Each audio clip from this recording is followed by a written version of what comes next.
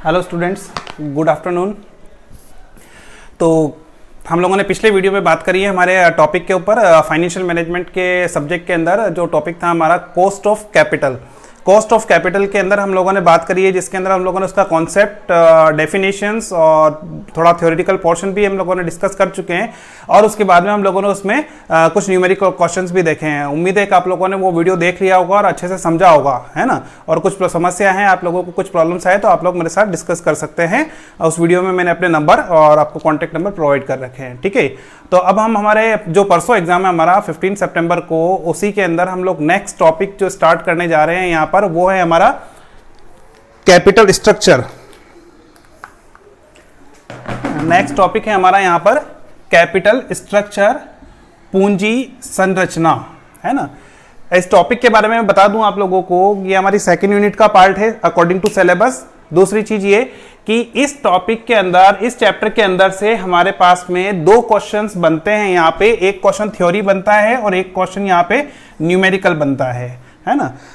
और लगभग हर साल हर पेपर के अंदर इसके क्वेश्चन रिपीट होते रहते हैं, क्वेश्चन आते हैं, है ना। चाहे थ्योरी आएगा चाहे न्यूमेरिकल आएगा, लेकिन क्वेश्चन जनरली आता है इसमें से।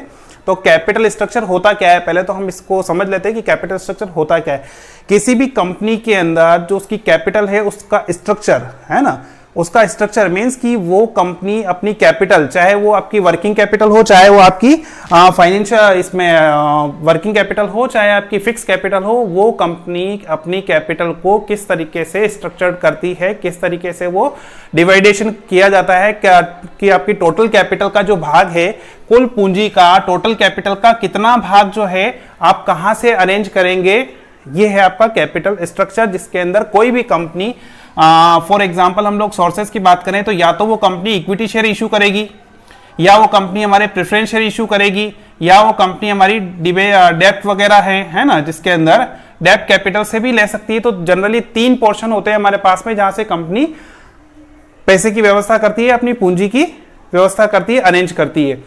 तो दो, इसको हम मोटे तौर पे दो पोर्शन में डिवाइड कर सकते हैं। एक तो है आपकी डेप्ट कैपिटल और एक है आपकी इक्विटी कैपिटल। डेप्ट कैपिटल, कंपनी आपसे बैंक से लोन ले सकती है, कंपनी ऋण पत्रों का, डिबेंचर्स का निर्गमन कर सकती है मार्केट के अंदर, और जो इन्वेस्टर्स होते हैं वो डिबेंचर्स को परचेस करते हैं, लोन के रूप में कंपनी को वो पैसा प्रोवाइड करते हैं, है ना। तो एक पोर्शन तो ये। दूसरा होता है हमारा इक्विटी कैपिटल। अब इक्विटी कैपिटल के अंदर दो पोर्शन है जो कंपनी डिसाइड करती है। एक भाई इक्विटी कैपिटल जो है हमारी समता पूंजी जो है, उस समता पूंजी में से कितना भाग तो हमारा इक्विटी शेयर कैपिटल हो और कितना भाग हमारा प्रेफरेंस शेयर कैपिटल हो। तो इस तरीके से जो एक डिजाइन किया जाता है, एक स्ट्रक्चर बनाया जाएगा, वो है हमारा मेन कैपिटल स्ट्रक्चर, है ना। अब कैपिटल स्ट्रक्चर पढ़ने के साथ ही मैं आप लोगों को दो चीज बताऊं। यहाँ पे दो वर्ड्स है हमारे पास में, एक तो है हमारे पास में फाइनेंशियल स्ट्रक्चर और एक है हमारे पास में कैपिटल स्ट्रक्चर। अब दोनों में थोड़ा सा डिफरेंस है ना। जनरली हम लोग फाइनेंशियल स्ट्रक्चर को ही कैपिटल स्ट्रक्चर का भी नाम देके और हम लोग पढ़ लेते हैं, या उसको उसी वे में हम लोग समझ लेते हैं, लेकिन दोनों चीजों में चेंजेस है। पहले बात करूं ये फाइनेंशियल स्ट्रक्चर। फाइनेंशियल स्ट्रक्चर वित्तीय संरचना बोला जाता है, और फाइनेंशियल स्ट्रक्चर के अंदर क्या क्या चीजें आती है, तो ये आती है लॉन्ग टर्म डेप्ट, दीर्घकालीन कोष और करंट लाइबिलिटीज, है ना। लॉन्ग टर्म डेप्ट और करंट लाइबिलिटीज, इन दोनों का टोटल जो है वो तो हमारा कहलाता है यहाँ पे वित्तीय संरचना, फाइनेंशियल स्ट्रक्चर, है ना। अब फाइनेंशियल स्ट्रक्चर जो है हमारा, इसमें से फिर बात आती है हमारी सेकंड पोर्शन की, पूंजी संरचना। ये पूरी तो कंपनी की टोटल कैपिटल की बात हो गई हमारी। इसके अंदर से ये वाला जो पोर्शन है हमारा लॉन्ग टर्म फंड जो है, वो जो है उसको, उतने वाले पोर्शन को हम लोग बोलते हैं यहां पर पूंजी संरचना या कैपिटल स्ट्रक्चर। जिसके अंदर क्या आएगा, इस टोटल में से ये वाला हिस्सा कि ये दीर्घकालीन कोष या लॉन्ग टर्म फंड कितने हैं, है ना। इसमें हम लोग करंट लायबिलिटीज को इंक्लूड नहीं करते हैं, क्लियर। लॉन्ग टर्म फंड के अंदर किन किन चीजों को इंक्लूड किया जाएगा, number first equity share capital, number second preference share capital, number third reserve and surplus और फंड्स, और नंबर फोर्थ है हमारे पास में लॉन्ग टर्म डेप्ट, ठीक है।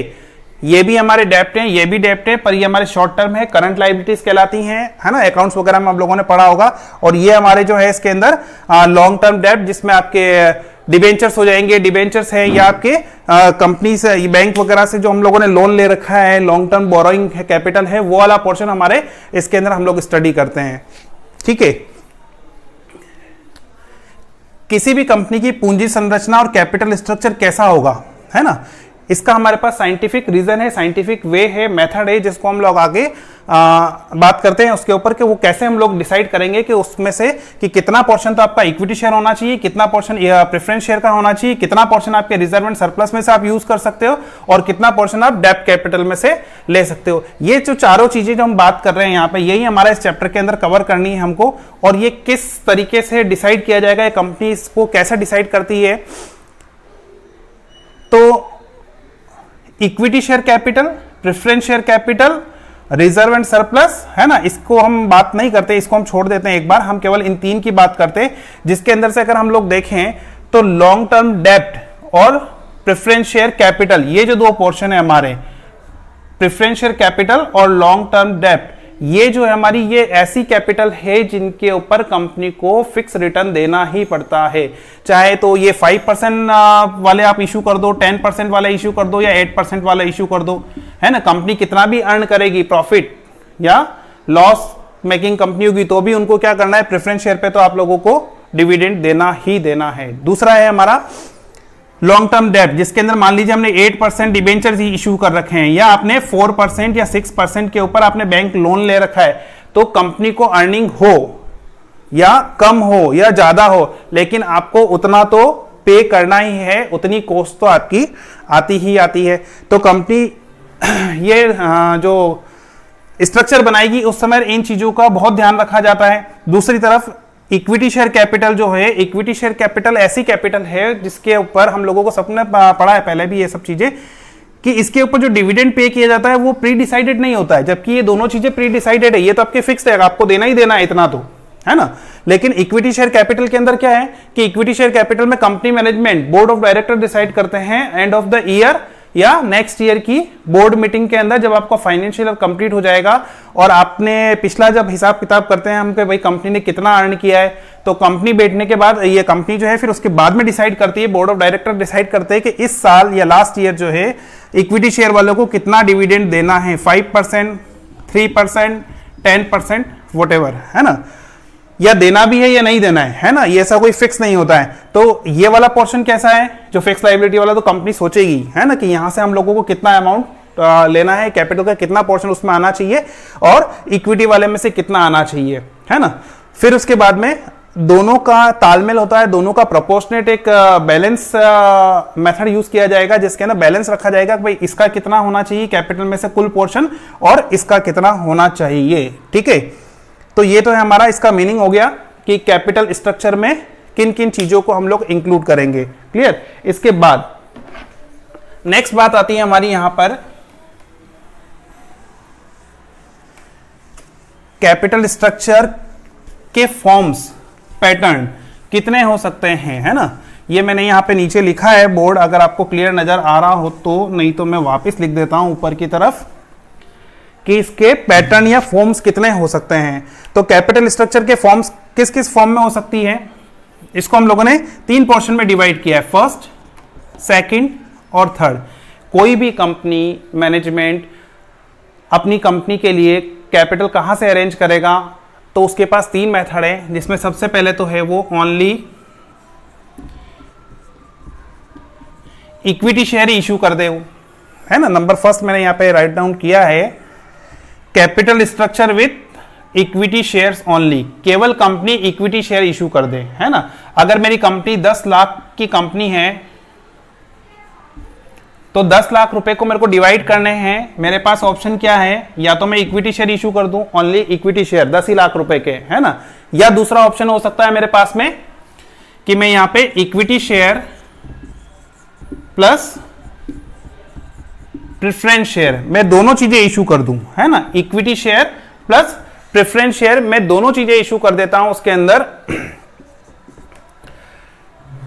तीसरी चीज हो सकती है मेरे पास में कि मैं इक्विटी शेयर इशू कर दूं कंपनी के लिए, और दूसरा साथ में डेप्ट इश्यू कर दूं, है ना, डेप्ट कैपिटल, जिसमें से मान लीजिए 10 लाख रुपए की जो कैपिटल थी उसमें से 3 लाख रुपए तो इक्विटी के हो गए और 7 लाख रुपए हमारे डेप्ट के हो गए। 4 लाख रुपए यहाँ पे इस एग्जांपल में इक्विटी के हो गए, तो 6 लाख रुपए हमारे प्रेफरेंस शेयर्स के हो जाएंगे। या फिर मेरे पास में 10 लाख रुपए में क्या करूंगा, केवल इक्विटी इशू कर दूंगा। तो 3 पोर्शन तो हमारे सामने है ये, जिसके अंदर हम लोग क्या कर रहे हैं, पहला मेथड क्या है, वो जो पहला पैटर्न है हमारा जो है वो क्या है हमारा, तो केवल इक्विटी शेयर इशू कर दिए जाए कंपनी के थ्रू। या दूसरा मेथड है हमारा जिसके अंदर equity share plus preference share दोनों इशू कर दिए जाए। तीसरा मेथड है हमारा जिसके जो पैटर्न है उसके अंदर इक्विटी शेयर के साथ में मैंने डिबेंचर का कॉम्बिनेशन बना लिया, डिबेंचर इशू कर सकता हूं। चौथा और लास्ट ऑप्शन जो बचता है हमारे पास में ये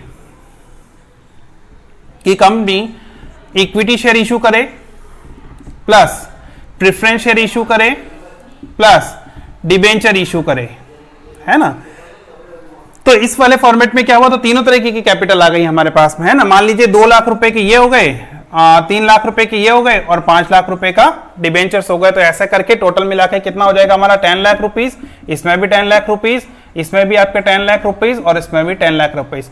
आप चाहे जो ऑप्शन यूज करें, चाहे जिससे मेथड से आप कंपनी के लिए कैपिटल का अरेंजमेंट करें, तो ये। अब बात ये है हमारी, जो हम लोग टॉपिक यहाँ से जो पढ़ रहे हैं, है ना। अच्छा, जो लोग थ्योरी क्वेश्चन अटेम्प्ट करना चाह रहे हो एग्जाम के अंदर, तो थ्योरी क्वेश्चन के अंदर तो ये बेसिक स्ट्रक्चर है ना। इसके अलावा भी ये थोड़ा बहुत पोर्शन वो आप लोग सेल्फ पढ़ेंगे वैसे भी, लेकिन बेसिक जो पैटर्न और स्ट्रक्चर जो है इसके आंसर का वो मैंने आपको समझा दिया। इसको आप लोग बहुत अच्छे से डिस्क्राइब कर सकते हैं अब, है ना। और कैपिटल स्ट्रक्चर के अंदर कि ये जो 4 ऑप्शन बताएं, अब बेटर ऑप्शन कौन सा है किसी कंपनी के लिए, ये कैसे डिसाइड किया जाए, है ना। कि कोई कंपनी क्या यही यूज करे, ये वाला यूज करे, या ये मेथड यूज करे, या ये वाला पैटर्न यूज करे, तो इसका डिसीजन कैसे हो। इसके डिसीजन करने के लिए हम लोग आगे एक वीडियो और बना रहे हैं जिसके अंदर मैं आप लोगों को यहाँ पे न्यूमेरिकल बताऊंगा उसमें क्वेश्चन, और उस न्यूमेरिकल क्वेश्चन के थ्रू ये प्रूव करूंगा आपको कि इनमें से कौन सा मेथड या पैटर्न जो है कंपनी के लिए ज्यादा सूटेबल है, कौन सा ज्यादा बेटर है, वो हम लोग यहाँ पे नेक्स्ट वाले वीडियो के अंदर डिस्कस करते हैं। और ये थ्योरी वाला पोर्शन हो गया, और नेक्स्ट वीडियो में मैं अभी आपको बताने जा रहा हूं जिसमें इस पैटर्न के आधार पे हम लोग क्वेश्चन लेंगे। उस क्वेश्चन में हम लोग क्या बात करने वाले हैं, तो वहां पे हम लोग बात करते हैं ये जो पैटर्न बता रहा हूं, इस पैटर्न में से आंसर कौन सा रहे किसी कंपनी के लिए, भाई कौन सा पैटर्न यूज करना चाहिए। तो किसी भी कंपनी की ईपीएस अर्निंग पर शेयर जिस फॉर्मेट में ज्यादा होगा, कंपनी वो वाला पैटर्न यूज करेगी कैपिटल इश्यू करने के लिए। अब कौन सा वाला पैटर्न में ईपीएस सबसे ज्यादा आएगी, है ना। मान लीजिए फॉर एग्जांपल मैं केवल एक जस्ट ऐसे ही लिख रहा हूं, इसमें तो आती 2 रुपए पर शेयर, है ना, 2 रुपीज है ईपीएस, किसी भी कंपनी का ईपीएस कैलकुलेशन है ना, वो कैलकुलेशन नेक्स्ट वीडियो में देखेंगे विद डेटा न्यूमेरिकल, तो हमको ज्यादा समझ में आएगा। मैं एक जस्ट ऐसे ही एग्जांपल के तौर पे बोल रहा हूं कि इसमें आता है 2 रुपीज, इसमें आ रहा है आपका 3 रुपीज, इसके अंदर आ रहा है आपका 3.5 रुपीज और इसके अंदर आ रहा है आपका 4 रुपीज, है ना।